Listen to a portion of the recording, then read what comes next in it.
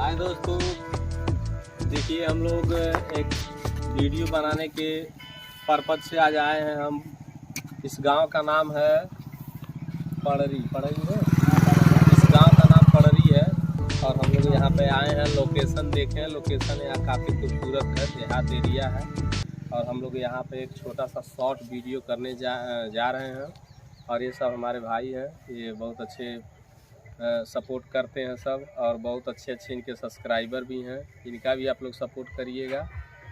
बाबू का नाम है, ये गौतम है और ये अनूप है। ये हम इन्हीं के घर आए हुए हैं, हमारा घर था है। और आपका बाबू विजय, ये विजय हैं। और हम लोग जा रहे हैं कि शॉर्ट वीडियो करने के लिए। अगर हम लोग का वीडियो अच्छा लगेगा तो लाइक कमेंट शेयर जरूर करिएगा। ऑल द बेस्ट। डोरी चटना बा नतिया पटिया पटना बा। अरे साला हौ देख मत देख माना हुए बाना कुछ दिन मिला।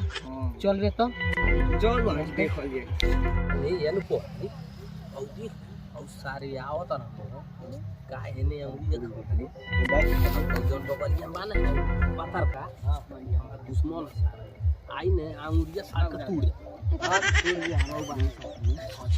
हम सपोर्ट कर लगे तनी आए के चल देखा ले। और भाई का हाल चल रहा? और बढ़िया भाई, आप दुकान कैसे चलता? बहुत बढ़िया होता यार। सब हाल चल ठीक है भाई, सब बढ़िया बा। और बोर्ड के पेपर कैसे चल? सब बढ़िया बा, रात दिन एक पढ़ के एक कह देता नहीं।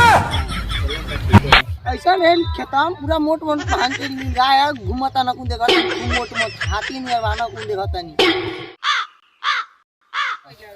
कोई रे जो कुछ बात। अरे आओ देख रहा मोट के यो मोटा यो सारे वीडियो होने ली जाए लेके बोतल में के गली होली हो को ले। अरे नुपुआ, हां अरे तो हम के जान ले के देख के लिहुकारी तो उनका माई बहन हमें को कर दे। अब चाहे लिहुकारा लेना चाहे चले दुकान